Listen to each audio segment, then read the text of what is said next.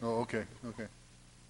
And we have a couple of items this evening, beginning with allowing golf carts on city streets. And this is, Councilmember Holman, your proposal. So I'll toss it over to you, and you can bring us up to speed. All right, thank you, sir. This topic was actually brought to me by Mr. Sidaro. Am I saying that correctly? Close enough? Who's a constituent of mine in Ward 3. And when he first brought it to my attention, something I hadn't really thought about it, and it kind of bounced back and forth. And I thought, as a law enforcement officer, I got some questions about this. It's not something you generally deal with.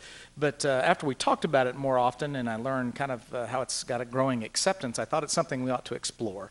It's got some other implications with some of our senior citizens using vehicles like this for transportation, where they don't want to get a vehicle registered and drive it on the highways, but just maybe a couple of select streets. But what I would like to do, Mr. Mayor, is I'd like to ask permission for Mr. Sidaro to come up and speak to us. He's done some research on the topic, and I think he's got some handouts, if that's okay with everyone. Mr. Starr, and if you would, use the microphones so that folks at home can hear and folks here can hear.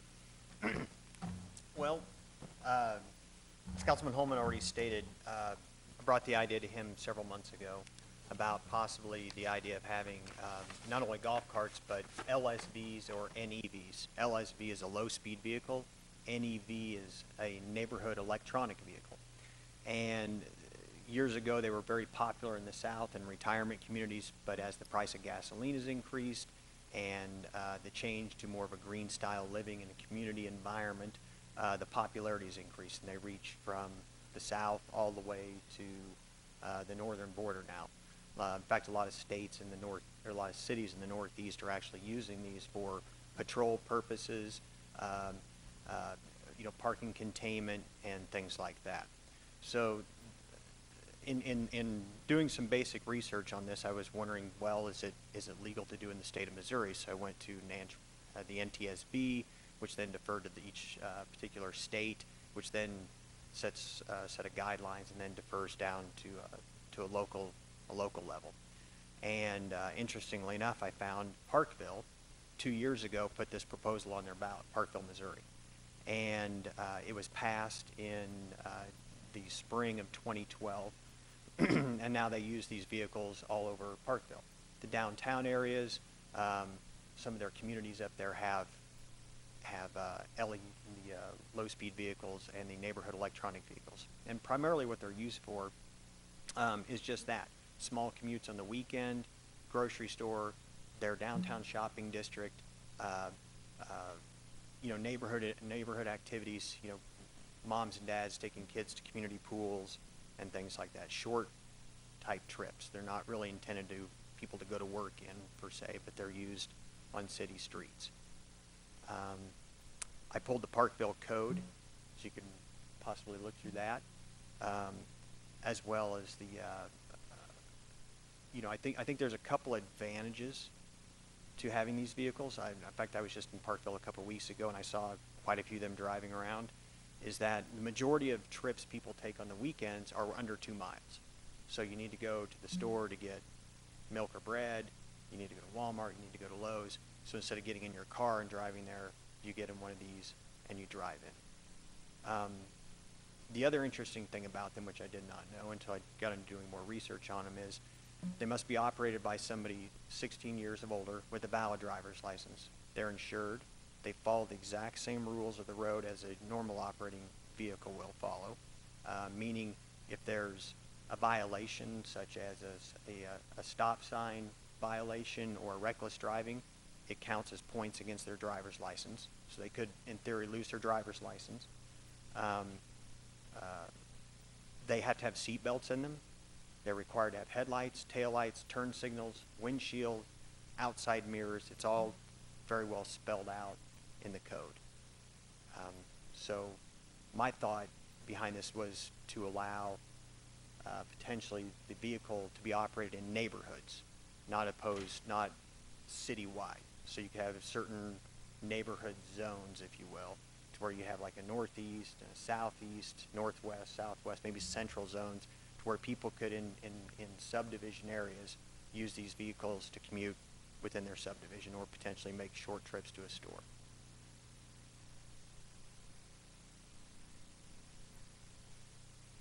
Well, thank you.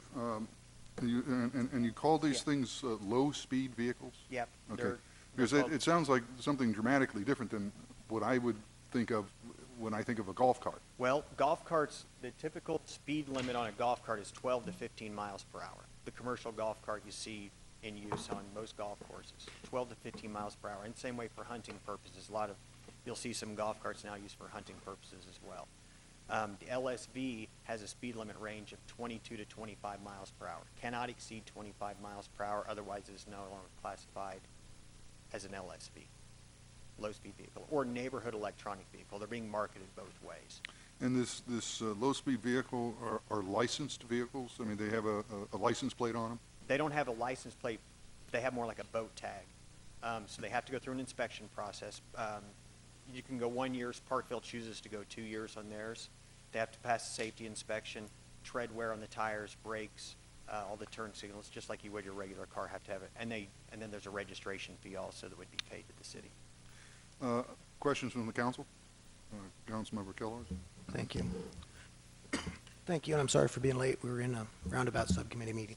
One of the emails that I did get on this is similarly to what you've already described, but I'm coming in late on the discussion. The low-speed vehicles, do they have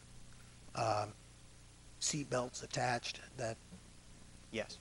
okay, are they rated for the expected impacts and tossing around the occupants that we would expect on a city street under those conditions? Well- Or are they designed for a different purpose other than city traffic flow?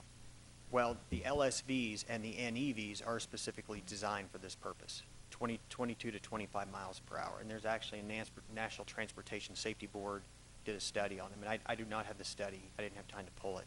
But they have done studies on crash testing of these.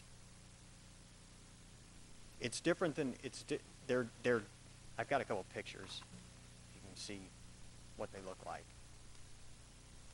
And they're constantly changing, and they become so popular. Ford and Chrysler have now ramped up production, and you can, buy them like you would a regular car. Councilmember Abdelkawan?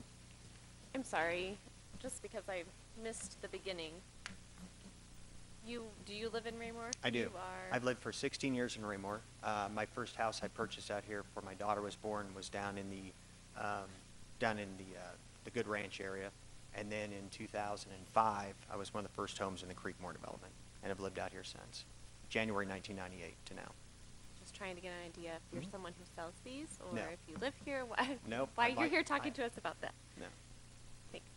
He's here because Councilmember Holman asked him to attend. So. Well, yeah. Other questions from the council before we begin discussion? Thank you. Thank you. Manager Berlin? No, wait a minute, Fearborn. Darn it all.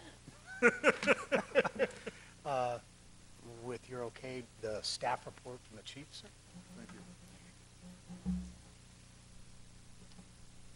Thank you, Mr. Berlin. I'll try not to call you Chief Turnbow. I appreciate that. As you can see, some of the information that we passed around with regard to the presentation about the ordinance in Parkville, I had actually pulled some when I did some research in preparation for the meeting as well.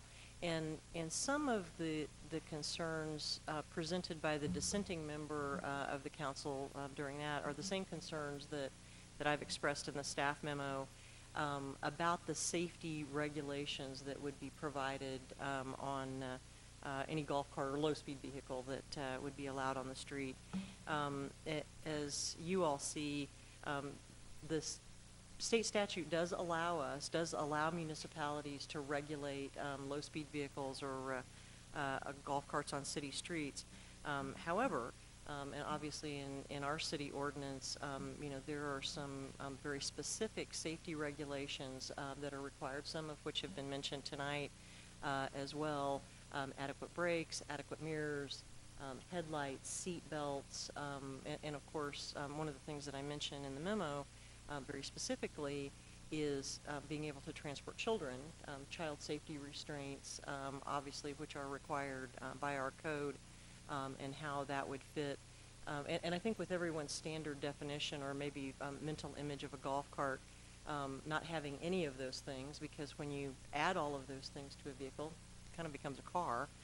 And so, as has been mentioned about low-speed vehicles and what the speed limit, the maximum speed limit of those are, is also stipulated in the state statute, and the streets that those vehicles would be allowed on as well. Nothing over a certain number of miles per hour, and again, as has been mentioned, using those in neighborhoods, certainly, you wouldn't be able to cross major thoroughfares where the speed limit is higher as well. So I know that Parkville does talk, in the information that I just passed out, does talk about charging a fee, a registration fee, in licensing these. They don't require regular state license plates, but certainly something to consider as the council moves forward with this would be what type of inspection mechanism would need to be in place in order to make sure all of those safety regulations were on the vehicles that we were allowed to operate on our streets. So just some things, some food for thought as the council moves forward looking at this, how we would regulate that and how we would ensure that everyone was compliant with that. Would you like the floor? I'd like to know what a golf cart really is, because the picture that was passed around was just like a one-seater. Is that a golf cart? I don't know. And then there at the hospital, they have something that takes us out from the hospital out to our vehicle. And I was trying to figure out just exactly what we're talking about. Low-speed vehicles, apparently. Go ahead, Councilmember. I think maybe I can address that. And the term golf cart was my misnomer when I brought this to Mr. Pureborn's attention for request to be put on a work session. And I should have used the term low-speed vehicle, just as I'm guilty of calling disc golf frisbee golf at times. It should be a low-speed vehicle because it basically would be any vehicle that would be not registered as a motor vehicle capable of motorized transport that would meet the guidelines that Mr. Sodaro laid out. They would have to have seat belts, mirrors, brakes, et cetera. There's a list of things. And it's going to be kind of a basic definition, if you will, just like, the basic definition of airplane, even though there's a different variation in sizes and models and that kind of thing. So a golf cart, I guess, technically could meet that, but would probably be difficult because they generally don't come equipped with the type of equipment that was listed in the Parkville ordinance. So golf cart was my misnomer. It should have been probably listed as low-speed vehicles. Listed as what? Low-speed vehicles, yes.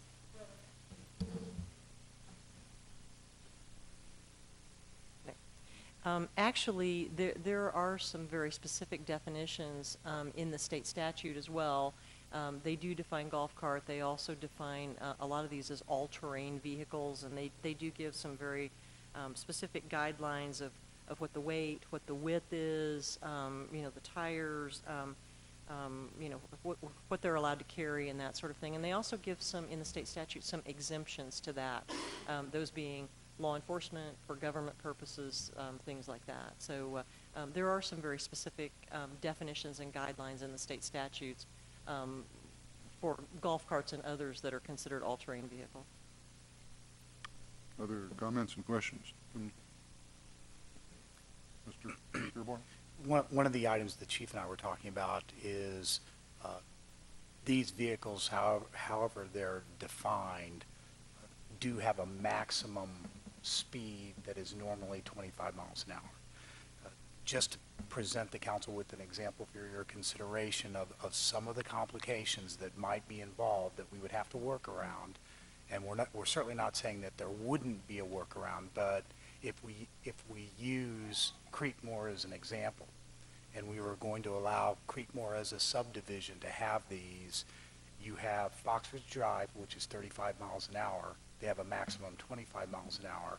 They could drive around in the north part of Creekmore, but there's not a connectivity yet without getting somehow out onto Fox Ridge to get to the southern part of Creekmore to then get to the grocery store where they're then on what is a 25-mile-an-hour road as far as Johnson Drive is concerned, but the 85th percentile would prove otherwise, I'm sure, because that's normally about a 45-mile-an-hour run, and I'm backing cars up every time. Councilmember Stevens, I think I saw your hand up. You did. Thank you, Mr. Mayor. I'd like to dovetail on that. Our shopping districts aren't really within our neighborhoods, so I'm just wondering how appropriate it is for these vehicles to be on our roads anyway, because in his instance, Fox Ridge would be one of the main thoroughfares getting to those places. And the other thing was something that Councilmember Kellogg happened to mention, and that was if it's in an accident, how well would it stand up? I think that would be my concern. Well, we do have, if I'm remembering correctly, 2 subdivisions already that either could allow or do allow what we call low-speed vehicles, and that'd be Foxwood Springs because they have their own private streets, and then Morningview, I don't know if they allow them, but they have their own streets, and they could allow, they could allow them there. Councilmember Abdelgawan? My biggest concern with this is tying up traffic, just like you said. Thinking about Fox Ridge through Creekmore, that's not a very wide road, so somebody couldn't get around, a car couldn't get around the golf cart going 25 miles an hour, and it would, in my opinion, really hold up traffic. And on the other hand, I am concerned about getting such a slow-moving and not necessarily very safe in an accident kind of vehicle onto a road where the cars are going to be going faster and they might not see it very clearly around the corner, or I'm really concerned about the safety, first of all, and second of all, tying up traffic with something that slowly on a road where there's no room to go around it. Councilmember Kellogg? Thank you, Mr. Mayor. We have several of these at the plant, and they look very similar to the one that's in the picture. And they work great and inside of the plant. I will say that. I mean, I'm used to walking around them in the hallways and all of that, but still, they are a very big concern for safety and traffic and all of that. Inside the plant, we actually have stop signs, we have traffic, all of that, traffic patterns. But what's interesting is that we do have these also operate outside the plant throughout the parking lots and our private roads that we have there too. And they do cause traffic backups inside of our own driveways. I witness this every day. They've got a governor on them to where that they will not go over, I don't think, 9-10 miles an hour. Speed limit for these here at our plant is 8 miles an hour. Now, that's our regulations, but still, these are very difficult in the environment where I work, and if anybody drives by it and sees it, you can see what it is. And it's difficult. I'm not shooting them down. I'm just giving you what I witness every day in reality when I go to work and I come home from work. Councilmember Boehner? I think my only concern with it really is the introduction of a new vehicle type going at a significantly different speed than the vehicles around it. And I think when you get the differentiation in the speeds of the vehicles, I don't mind traveling down the highway at 60 miles an hour when everyone is traveling at 60 miles an hour. But when I got one person in there that's traveling more than that, a lot more than that, or a lot less than that, that's when I see that there's a lot of problems that happen in the traffic. That's where I see a lot of accidents occurs when there's a differentiation. So that's my biggest concern, is that we're introducing a new vehicle type into something that may not be suited for it. Other comments? Councilmember Holman? Did you have your hand up? Okay, we're going to have to, and Sonia knows this. You got to flag me, okay? I'm not into subtlety. Okay. Okay. Councilmember Stevens, then Councilmember Holman, and then Councilmember Abdelgawan. Did you want to get in this too? Not yet. I really, I don't know about the green part of it too. I mean, just because you plug it in the wall doesn't mean that it's fossil fuels aren't really involved in the equation. So I kind of discount that part of it as well.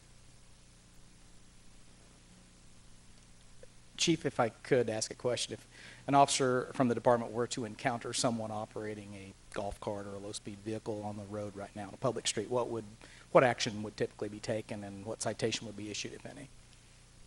Well, you know I'm a big proponent of voluntary compliance. And actually, when this subject came up, I related to Mr. Pureborn that, you know, I live down here in Eagle Glen, and the folks that manage Eagle Glen also manage the Greenway Villas, you know, further down at Lucy Webb. And so a lot of times they would take the golf cart from Eagle Glen down to the Greenway Villas in order to work on the plants and gardening and things like that down there. One of our officers actually encountered those folks on Fox Ridge, you know, taking the water truck down, and just advised them, you can't operate this on a city street. You know, it's not allowed by ordinance. And so, you know, currently, again, you know, we recognize that many times people don't know what is allowed by ordinance. And of course, this prompted a whole discussion, again, as I mentioned earlier, about government vehicles, law enforcement, those, you know, operated by a government entity, which are exempted by the statute. But we have encountered this, you know, somewhat, and so, you know, certainly there have been instances, you know, where we've told people you can't do that. I just want to clarify a little bit. I am not opposed to that the golf carts or whatever you're calling them on the streets necessarily. My concern is putting them on streets where people are allowed to drive faster than 25 miles per hour.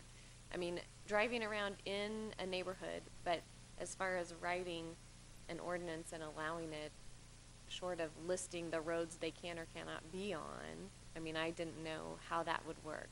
We, in our little neighborhood down at the lake, we have people who drive them around all the time, but the roads are really windy. Nobody can go really faster than 15 miles per hour, so I feel like they're pretty safe there, cars or golf carts altogether.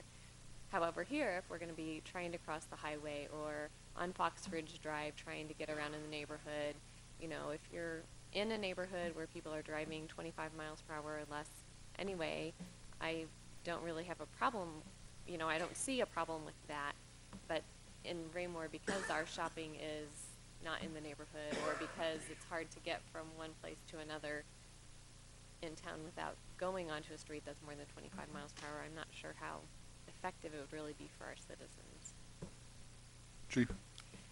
And just for clarification too, Councilwoman Abdelgawad, the state statute says that those vehicles may not cross any road where the speed limit is over 45 miles an hour. And for clarification too, the statute specifies 20 miles an hour or less. So I know that Parkville's ordinance talks about 25 miles an hour, but actually the statute says 20. So yes, I mean, your concerns are well-founded. Councilmember Hubach?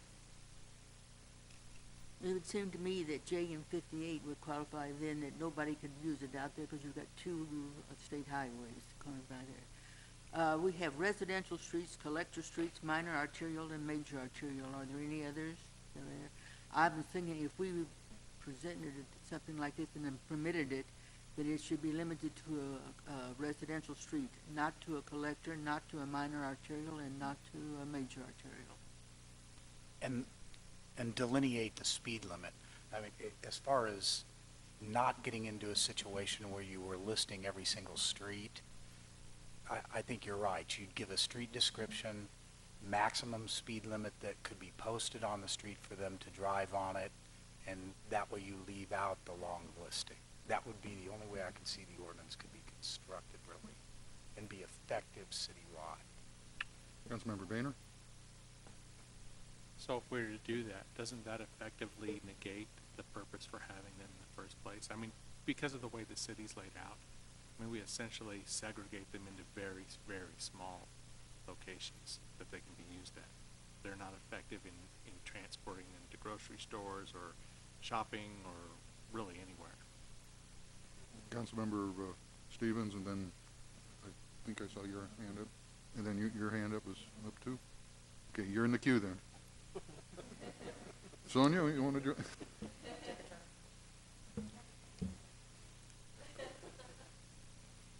I'm assuming being a motorized vehicle, they wouldn't be allowed on trails. Is that true?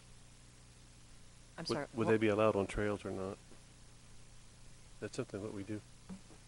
They actually are allowed now, currently on the trails, and so, but although there is an issue, and we receive complaints from time to time about, people walking, jogging, using the trails for pedestrian traffic, having those vehicles, same kinds of complaints that we get about bicycles and things like that, and people not yielding the right of way, but we do currently have people that use them on the trails. Councilmember Kellogg, and then Holman, and I think, okay. Sorry, Sonia.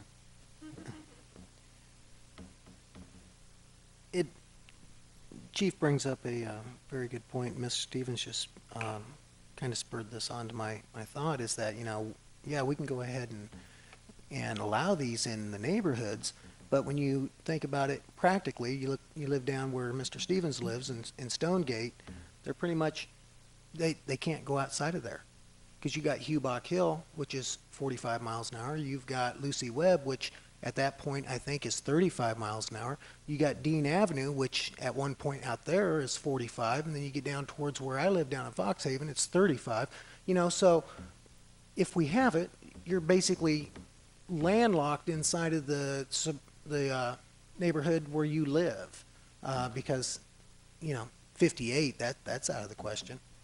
So I mean that's just Ward 1 right there that I've described, and Hubach Hill and Lucy Webb go all the way through the city. 58 goes all the way through the city, so.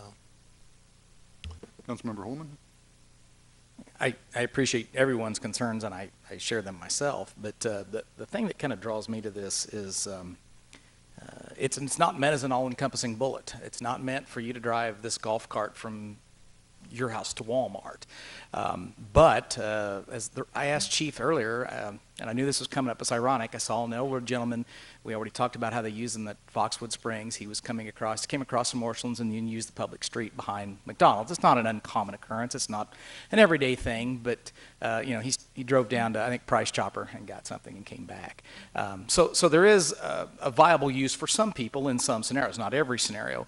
And the reason that I think this is worth exploring is I think, this may be where the future drives us. Unless the price of oil is going to go down or we find a renewable energy source, we see smaller and smaller vehicles. I mean, these are, to me, looks like almost like a smaller version of a smart car. And if you think about the modern automobile, it's built for basically, a tank to get you 300 miles. They're meant for more longer distance drives or longer commutes, if you will. We use them for short distance, and that's probably caused some problems for us. This may be an intermediate solution to that problem. And as our population, not just ours, but the nation's ages, I think that these are probably a safer alternative for our older citizens to maybe use to get to some of those needed trips if they live in the scenario where they can use them. So I just think it's something that we may see again if we decide that we don't want to look at this now. I think it's probably going to come back around again. I think there's going to be a demand for it. Councilmember Hubach? The floor is yours. Okay. We get a lot of bikers here through Raymore. At least I do. We do on J Highway and even on Hubach Hill. And when you see about bikers in other cities, they have a special lane and that is dedicated for it because they're going slower and it's a little bit different.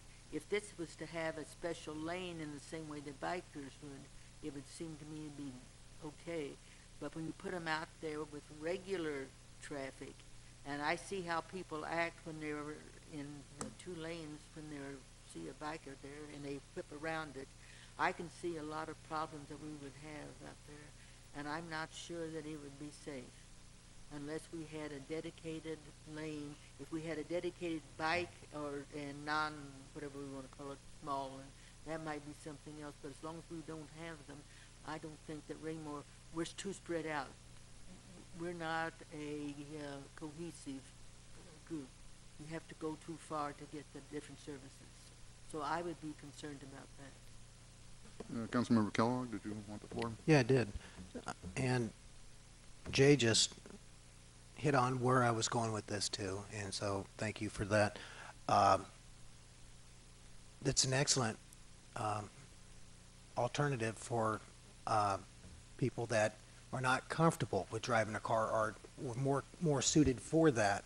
And I don't want to name out names or give specifics or anything like that, but that could be a lot more useful, helpful for many of our residents and many of our communities to go exactly what you're saying, down to the Price Chopper, to the McDonald's or wherever.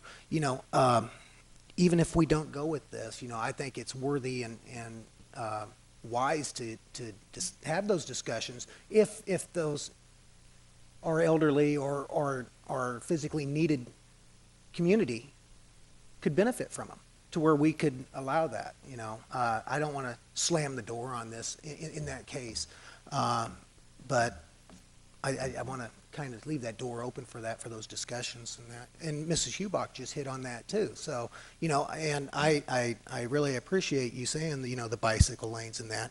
I mean, here in Raymore, we could have bicycle lanes if we were willing to fund them. But, in the council that I've been on since I've been here, it's never really been that high of a priority. But, I have some concerns about those being on the trails and such because of the size and, all of that. But I still think those can be viable and a safe, good alternative for some of our members in the community to be able to use. Councilmember Boehner and then Hubach. It might be interesting to find out how far we might have to raise the speed limit in the legislation to get the connectivity that we're looking for. If 25 miles an hour is a threshold that doesn't allow us to do that, how far will we might want to raise it so that we can see, where that is, that we start to allow the connectivity between the neighborhoods and our shopping centers. If we could find that, I think I might be okay with it. Yeah, my concern is, and I don't know much about these low-speed vehicles other than when I've seen them out at hotels and stuff like that. If we go very much faster, let's say to 45, we're talking a Tesla now. We're not talking a low-speed vehicle. We're talking an electric-powered car, which means it's a car, and we don't need any special rules. Councilmember Hubach? I'm a little bit older than the rest of you, and if I'm not safe in driving a vehicle, a four-door car, what makes you think I'd be any safer driving a one-door car?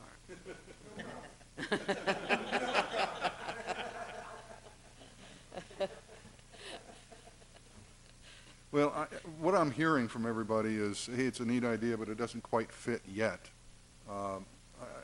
Why don't we set this aside? We can all do a little bit more research on low-speed vehicles and electric cars and stuff like that. As Councilmember Kellogg indicated, we've talked in the past about widening streets to put in bike lanes. There is an expense associated with that. I suppose at some point we could consider separate low-speed vehicle trails if there was enough of a demand for something like that. So unless there's consensus otherwise, we'll go ahead and table this for now. Thank you, sir. Thank you, Chief. The next one is maintenance of private lots, and Councilmember Stevens, this is yours. I'll let you take the floor. All right, thank you, Mr. Mayor. Earlier in the year, my wife and I, we try to give it to the community. We eat out quite a bit here, and just in doing that, this year in particular, I noticed that a lot of the lots had quite a bit of degradation and curbs and whatnot, so I started looking into what our ordinances had to say about it, and it turns out there's really not a lot. If you all read it, you kind of already tell what it says, but there's only like a paragraph or two. I just thought that it needed a little bit more in terms of, let me think what I was going to say.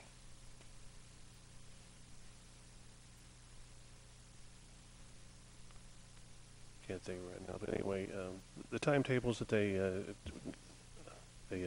used to get all this stuff fixed was fine with me, so I don't really have a problem with timetables, but I thought maybe just trying to figure out what it would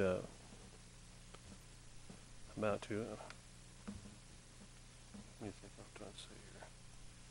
Trying to define when it needs to be repaired, because it really doesn't have any of that in there. I think that's what I was trying to come up with. Okay. Staff report? Thank you, sir. I'll call Mr. Cataract. Thank you. Staff has had conversations with Councilmember Stevens on this topic. He has brought to our attention this year, maybe even last year, a few commercial properties that have had some need for maintenance of their parking lot areas. We did share with Councilmember Stevens the code language. It's code language that's included in your staff report. And this language has been in the city code for some time. It is the language that's currently in our property maintenance code. Since we're dealing with private property and maintenance of private property, the location of the requirements of property maintenance code is appropriate. The language is somewhat vague. I'll admit to that. It doesn't provide very specific standards on what constitutes a violation of the code. Like, you know, other sections of our code are perhaps more clearly defined. The issue of maintenance of parking lots, things such as, you know, when does a small hole within a parking lot actually become a pothole to the point that it's actually violating our code, or when do cracks that appear in parking lots actually need to be filled and properly treated. Our code doesn't go into those specific details. It just gives the generalities of parking lots need to be kept in proper repair. To date, at least staff believes to date, the use of the current code language has been effective because we have had limited circumstances where we've actually had to step in and try to get maintenance of private parking lots. And for the most part, that's due to the age of our commercial sites. Most of them are fairly new, so you won't see these type of issues arise. They are going to become more common, especially after the previous harsh winter that we had. We've noticed a little bit more degradation of certain parking lot areas. The process that we take, we work on two levels. Certainly we respond to any complaints that may be filed by individuals, plus just through our general driving through the community. If a staff member spots an issue in a parking lot or in private property, the code enforcement officer notifies the property owner who is responsible, not the tenant, is the property owner of the property. And our code allows for this type of violation, allows 30 days for a repair to be made. And what we found in all instances, we are immediately notified by the property owner that they're, that they've received the notice, they're aware of the situation. In some instances, especially when we're dealing with corporate tenants of commercial properties, when you're dealing with something like a Wendy's or a McDonald's or our Missoula Credit Union, when we're dealing with those entities, they want to get the repairs made. But it typically goes through a process where they have to go through their corporate approval, get the funding lined up, go through the bidding process. Tends to take a little bit more than 30 days that we find. But what we do find in going through the process is when the repair is made, they're done right, they're done correctly. Sometimes, though, it is the timing of it. Certainly when a customer goes through a drive-through lane and they, go through a pothole and it, rattles the car, they want it fixed immediately. And certainly the businesses, for the most part, I think, would want it fixed immediately. What we're trying to gain through our code is a permanent repair. I think we've been successful. It is hard to know how it will play out in the future because, again, our commercial areas are becoming more aged. Staff did some research, Public Works Director Mike Crass and I, and trying to look through other codes of what a few other communities are doing. And there's a few examples where perhaps we could tighten up some of the language if that's the direction we wanted to go towards. But we're not finding a lot of ordinances that get into very specific details that list out a number of factors or conditions of parking lot areas, et cetera, as to what would constitute a violation. It tends to be very similar language to what we have in our code. Certainly, though, if that's the direction council wants to go, we'll continue to do some research and perhaps could come back with something that's a little bit clearer, but in general terms, I think the ordinance has been working. I think the time frame does work. As a chief mentioned in police matters, we kind of handle it the same way. We want voluntary compliance from individuals, and well, we believe we are getting that. We've never had to write a citation for somebody, a property owner, not maintaining a parking lot. Fortunately, they have always taken care of it, but we have had a couple of repeat circumstances where they repair, and then maybe the next winter or two they have to repair again. So it is something that's going to have to be, as every year goes by in Rainbow, we're going to have to be more I was going to say, active. it's just as sure as spring arrives, so do potholes, right? Absolutely. Councilmember Boehner? I think the idea of maybe beginning to more clearly define when the repairs are needed is probably a good idea as our parking lots start to age.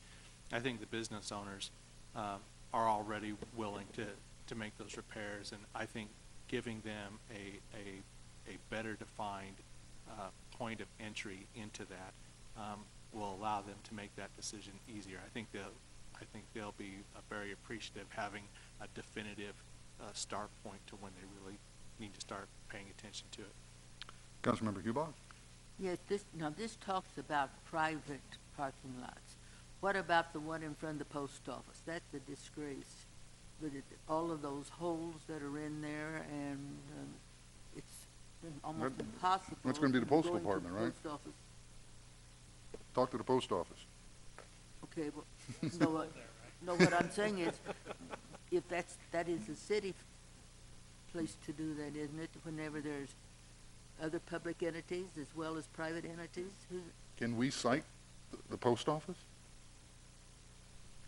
Would you like to cite the post office? Well, if you try to drive through there and you find places about like that where there is a 4 to 6 inch drop there, yes, they need to do something about it, and the city has more authority than its individuals do. And Councilmember, frankly, I don't know if we can cite them or not. They're quasi-federal government. All you can do is try. If they turn you down, they'll turn you down. Well, we'll stop going to the post office then. So, Councilmember Stevens? I suppose you can call Obama. I suppose you can call Obama and get him to go ahead and do it, but who knows. I'm not really concerned about, writing violations and whatnot. It's just getting the thing fixed and keeping our shopping districts looking good so people still want to shop there. And considering how many CIDs and tips we hand out, I think some of the bigger shopping districts, I would be a little more apt to want to keep them honest with, they've got the funds to do it. Anyway. Councilmember Stevens, you had mentioned earlier that you've noticed these things when you go out to dinner and stuff like that, and I'm assuming that you noticed them earlier in the year, after the winter and the spring, and as I said earlier, the spring comes, sort of potholes. In those locations that you've gone out to dinner, have they fixed them? Yeah, Wendy's did a really good job. It was terrible. Even my four-wheel drive, I kind of wondered if I wasn't going to bend a wheel on the damn thing. And the reason I ask is I would think that a business would have it in their own best interest to maintain a high quality parking lot and drive-through and buildings and stuff like that. Now, post office, I don't know. Maybe they don't have the money. So, well, you would think, you would think so. But I'll file a complaint and see how far. Okay. You would think so, but some people that I know that were not even going to go back to the restaurant. It got so bad at Wendy's. It's just, it went on a little bit too long. Councilmember Abdul, go ahead. I was just going to say, I think I'm kind of on the other side of this. I'm not sure having better definitions in our code is actually going to do much to keep business owners on top of that. I think that, like the mayor said, if they realize that their driveway or their parking lot is bad, they're going to start the process to fix it. And like Mr. Cataract said, it seems like for some businesses that's quite a process. So we're driving over potholes multiple times while they're in the process of getting it fixed, and maybe we don't realize that. And I would guess it's quite frequently not because they don't realize their driveway's bad. They're just working on getting it fixed. Councilmember Stevens? I don't know that that's true. Do you find that they fix it on their own, or do you think it's better off if you call them up and let them know that they need to fix something? In some instances, it would help a local business that has perhaps a franchise or, to advise, if you would, the higher ups of what the problem is. If they have a document from the city that the parking lot needs to be fixed, I believe that could help in certain instances.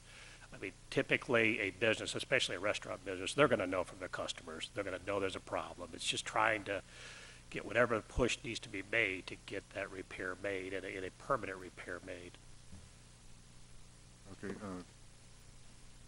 Manager Fieldborn and then Kellogg. Thank you, sir.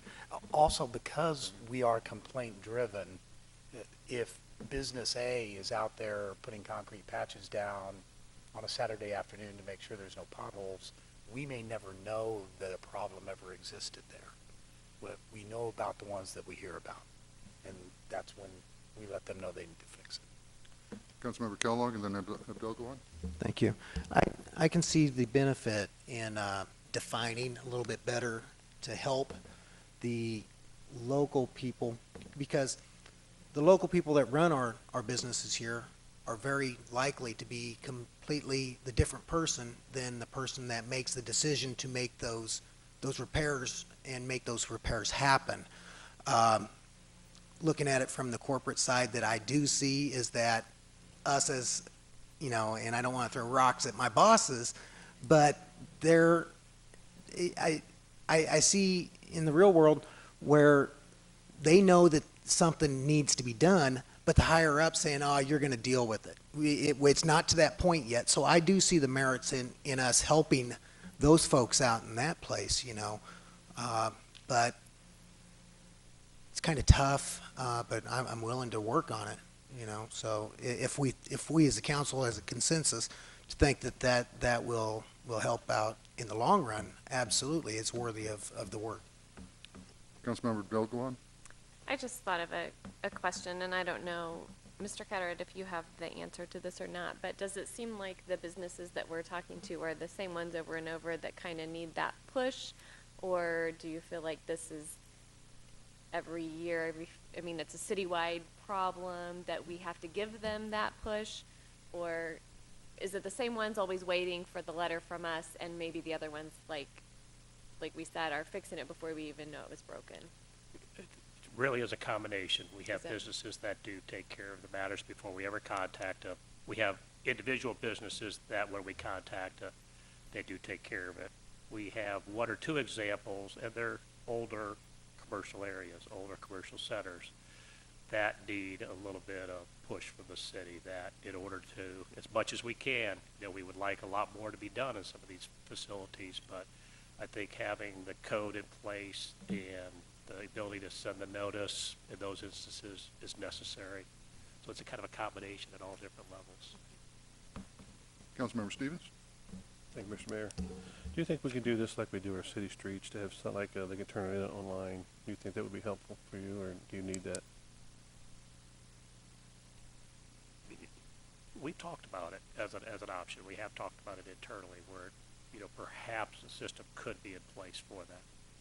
Okay, and also, when you do tell these businesses that they need stuff, is that something you could just kind of let us know so that I'm not duplicating, or anyone else is duplicating the effort, at least on council? Would you be willing to do that? Sure. So as I'm hearing it, although there is some interest in better documentation of the size or something like that, in general, customers letting the businesses know that there is a problem out there is probably going to be the quickest way of resolving the situation.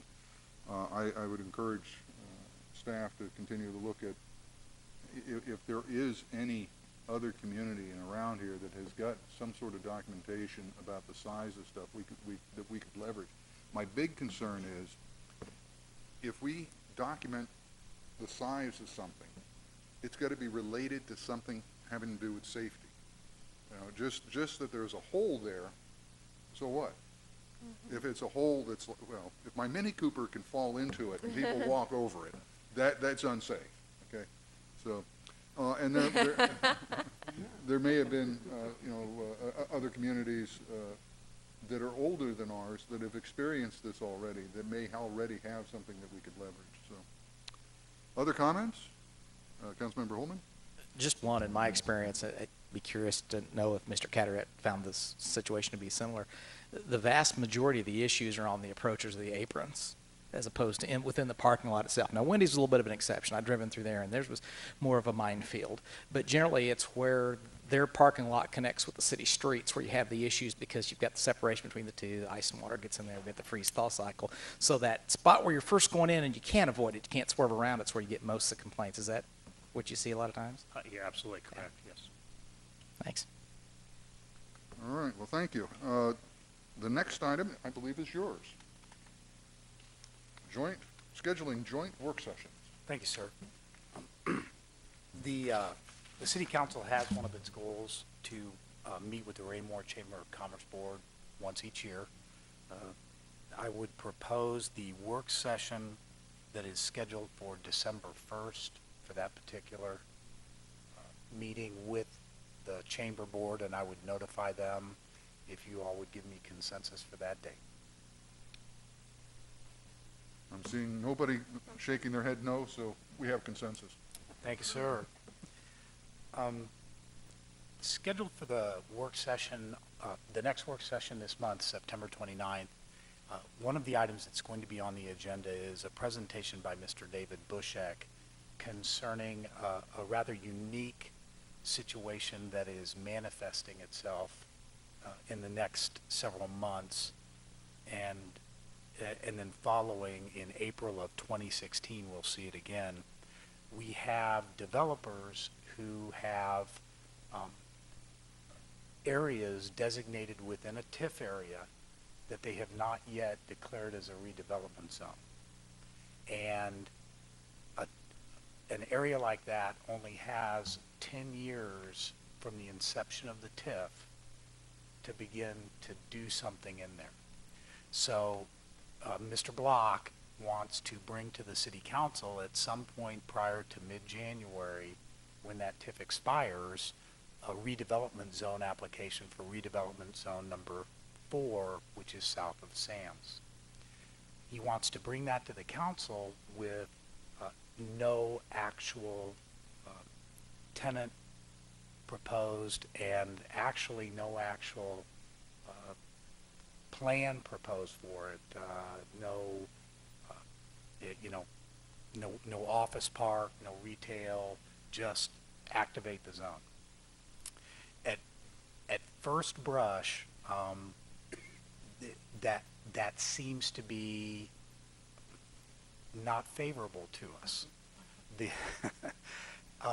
David, talking to me, we were rattling back and forth on it, and David would propose to the council an amendment to your economic development policy that allows a continuum where if the council chose, you've had 10 years, you haven't brought a whole lot, let's start it over.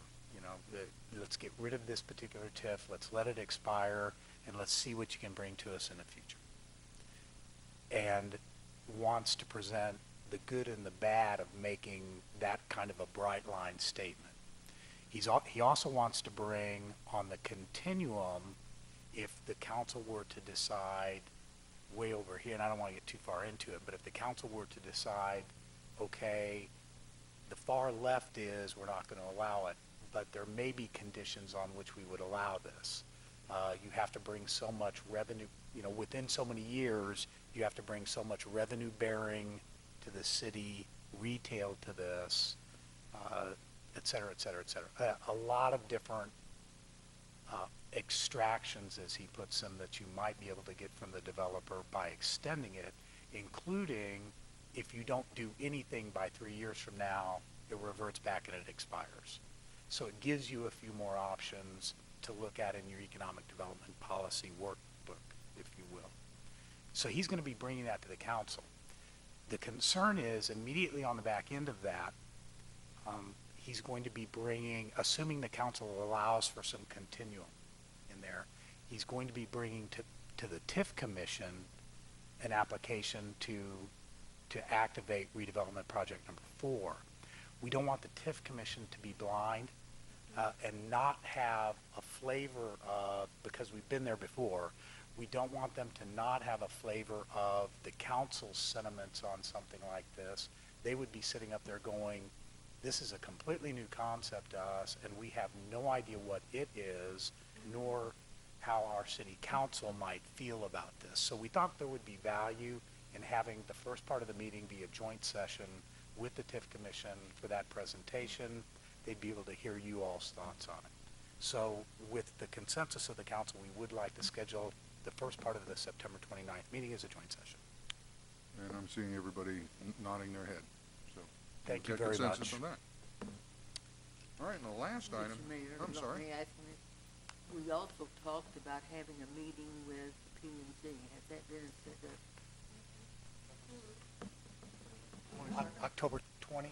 20th, October 20th. It is October 20th. And just as a reminder on that particular one, if the council has any items that they'd like added to that agenda, just email them to me. All right, and we'll go on to the last item, which is the budget, which will be on our work sessions from now until when the budget's passed. Until October 6th, sir. This particular one, staff is really more than anything else on this one, unless the council has something that they'd like to bring to us relative to the budget and have added to the list. I'm kind of seeking consensus from the council on what I think I heard at the budget work session in August, which was, as you see on the spreadsheet on the last page, in really small print, and I apologize, is the spreadsheet of the changes that were proposed. And to date, those changes are to move the $200,000 for the Civic Center that is currently in the Capital Improvement Fund over into the Restricted Revenue Fund, where it joins the $1 million that's already there. An additional proposed $300,000 to be moved into the restricted fund to bring the total restricted fund for a future civic center to $1,500,000. The reduction in the general fund transfer to the park fund of $50,000. Consideration of an Oates bus at $2,800. And then you see, of course, down there the increase in the 20% reserve associated with that small amount. And then the transfer of the total $633,000 to provide an additional $150,000 per year for additional street preservation work for the next 5 years. And you see that split into two different ways, because there's the transfer associated out of general fund balance, and then going in, part of it has to go in for this year. It's $150,000, but when we get to that 5th year, it's a different amount. So that's why you see the odd. Those are the ones we have so far. It was my understanding that it's the council's desire that, unlike in past years where we kind of took an initial consensus of the council of what they actually wanted included in the budget ordinance, and you'll just to refresh your memories on how this actually gets presented, and it's in the proposed budget book in the back. The council actually doesn't see a budget book that they're voting on. They see an ordinance that has all of the departments and funds amounts listed, and then it incorporates the rest of the book in very specific wording. The remainder of the proposed budget is incorporated by this whereas clause for this section. That the ordinance you all would see at that first meeting in the public hearing would be exactly what you saw in the proposed budget book. And all of the changes you proposed since then, so they're very clear and delineated, would be in a spreadsheet format for you all to address one last time, each and every one of them, and amend them into the budget. Is that good by the council that we present that way? I'm seeing everybody nod their heads yes, and they're comfortable with a motion for each line item. Very good, sir. So. Any other discussion this evening? Yes. Just one item. I saw we had some guests in the audience tonight. I have a feeling they're not here of their own free will, but I do appreciate them being here. I just thought I'd mention that. Oh, I'm sure they're here of their own free will in order to garner points in some subject matter. I'm guessing at the high school. And come on back next Monday. We'll have another meeting here. There is no reason to go into executive session, Not tonight, sir. so we are in adjournment. Thank you, everybody. Yes, I did. But I didn't get my mouth open fast enough. But I will tell the two of them what it is. I think we ought to take a look at our charter at chapter, section 5.2 and 5.3 and 6.1. Because 17 years have gone by and there have been so many changes made that we